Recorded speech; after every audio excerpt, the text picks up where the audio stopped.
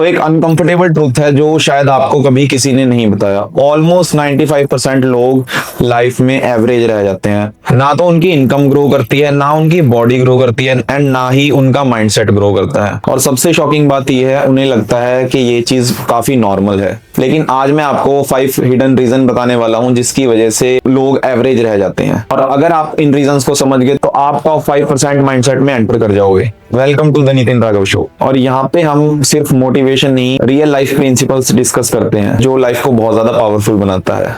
सो आज का टॉपिक है why most people stay average in their whole life. और बिलीव मी गाइस, ये सिर्फ टैलेंट की प्रॉब्लम नहीं, ये माइंडसेट और थिंकिंग की प्रॉब्लम है। सो रीजन 1 है कंफर्ट जोन। सबसे बड़ा रीजन कंफर्ट जोन है। सो कंफर्ट जोन एक इनविजिबल प्रिजन है।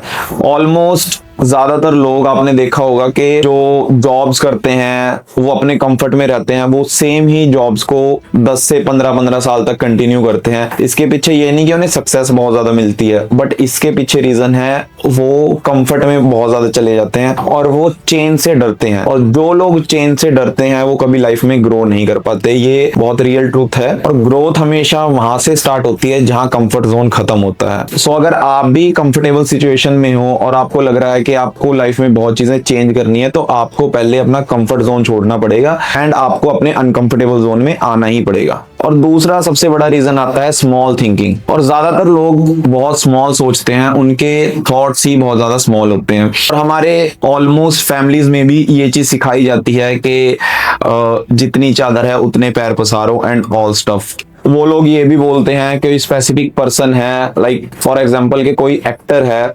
सो एक एवरेज बच्चा है, वो अगर उसका ड्रीम है तो माँ बाप ये बोलते हैं कि वो तो बड़े लोग हैं, वो ये चीज कर सकते हैं, आप नहीं कर सकते, हम लोग नहीं कर सकते। तो पहले ही कहीं ना कहीं उनका माइंड ऐसे बना दिया जाता है और उसके बाद कभी भी वो बच्चा अपने कंफर्ट जोन से बाहर जाना ही नहीं चाहता, या उसे डर लगेगा कि मेरे पेरेंट्स ने मुझे ये चीज सिखाई थी, और उन्हें डर लगता है। सो स्मॉल थिंकिंग अगेन हमारे लिए बहुत ज्यादा हार्मफुल चीज है अगर हम ग्रो करना चाहते हैं तो। Small thinking is equal to small life. So जो थर्ड सबसे बड़ा रीजन है वो है लैक ऑफ डिसिप्लिन। ये बहुत ज्यादा कॉमन भी है और मोस्टली आप में से 99% लोगों को ये चीज पता भी होगी। अगर हम डिसिप्लिन हैं तो हम किसी भी चीज को अचीव कर सकते हैं, आज नहीं तो कल। अगर हम नॉन डिसिप्लिन हैं, बहुत ज्यादा डिफिकल्ट हो जाता है कोई चीज को अचीव करना। और डिसिप्लिन बंदे को कभी रिग्रेट नहीं होता, चाहे वो चीज गलत भी करे। अगर वो डिसिप्लिन है और वो चीज अपनी कंटिन्यू कर रहा है, अगर उसका 100% भी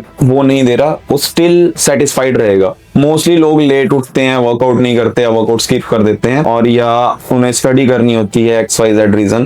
तो ज्यादातर लोग नॉन डिसिप्लिन्ड होते हैं। और अगेन हमारा ब्रेन कभी भी नहीं बोलेगा कि आप ये काम करो। हमारा ब्रेन हमेशा कंफर्ट को चेज करता है और हमें ब्रेन से अगेंस्ट जाके काम करना पड़ता है। हमें अपने मन की नहीं सुननी, हमें उसके अगेंस्ट जाना पड़ता है। जब तक हम उसके अगेंस्ट नहीं जाएंगे तब तक हमारा डिसिप्लिन क्रिएट नहीं होगा। इसके लिए मैं आप लोगों को एक बुक भी रिकमेंड करूंगा, एटॉमिक हैबिट्स। सो ये काफी अच्छी बुक है।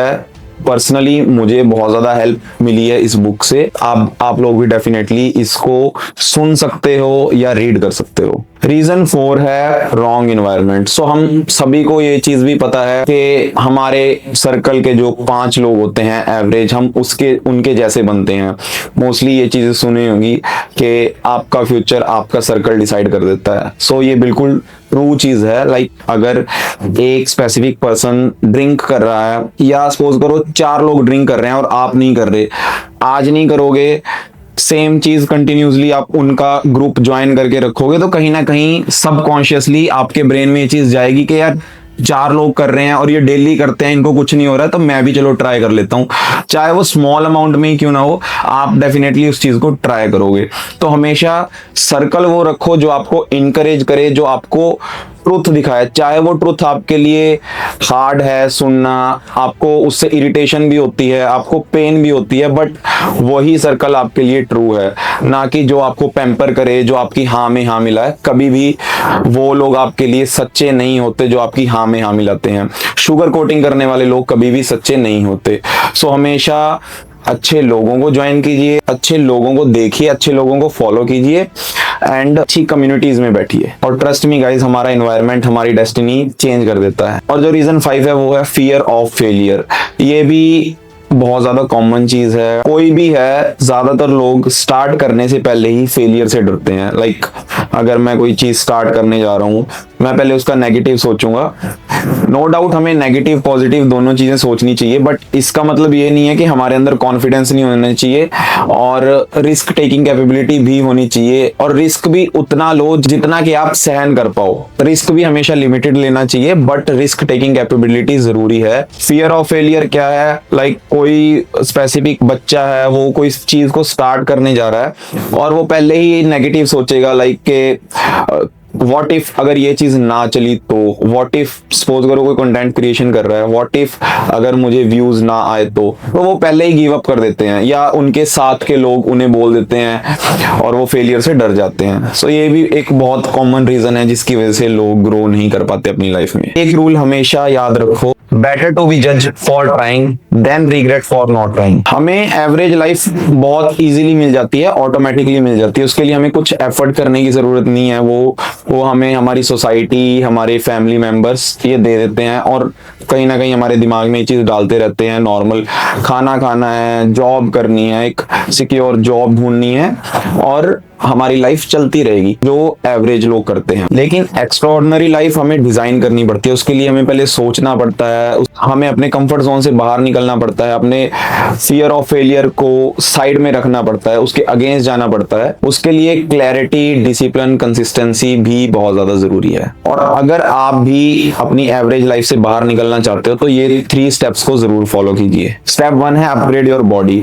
Strong body is equal to strong mind. Fitness हमारा डिसिप्लिन बिल्ड करता है, और डिसिप्लिन हमारी लाइफ में हर एस्पेक्ट में काम आता है। रेदर वो हमारा वर्क है, वो ट्रैवलिंग है, वो किसी के साथ मीटिंग है, XYZ। स्टेप 2 है अपग्रेड योर माइंड। सो उसके लिए हम मेंटरशिप ले सकते हैं, हम पॉडकास्ट सुन सकते हैं। लाइक आप मेरी वीडियो देख रहे हो, ये भी आपका माइंड अपग्रेड करेगी। और डेफिनेटली अगर आप इस वीडियो को देख रहे हो, कहीं ना कहीं आपके माइंड में कुछ डिजायर है जिस वजह से आप ये वीडियो देख रहे हो। लर्निंग, बुक रीडिंग बहुत ज्यादा इसमें हेल्प करती है, और अगर आप डेली ये सब चीजें कर रहे हो तो आप ऑलरेडी 90% लोगों से आगे ही हो। स्टेप 3 है अपग्रेड योर सर्कल।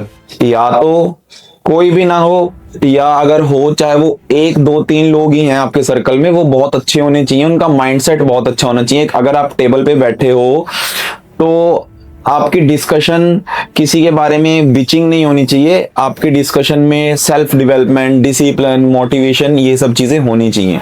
कहीं ना कहीं उससे आपका सबकॉन्शियस माइंड ट्रेन होता है। और आज आप ये क्वेश्चन खुद से पूछो कि क्या आप एक एवरेज लाइफ जीना चाहते हो, और अगर आंसर नो है तो याद रखो, एवरेज लोग हमेशा कंफर्ट को चूज करते हैं और विनर्स ग्रोथ को चूज करते हैं। रीजन आपका है, और अगर आप पावरफुल लाइफ को बिल्डअप करना चाहते हो तो आज ही सब्सक्राइब करो the Nitin Raghav show, because यहाँ पे हम डिस्कस करते हैं business, mindset, spirituality, self development. So decision आपके हाथ में, आपको एवरेज रहना है या अपनी लाइफ को ग्रो करना है।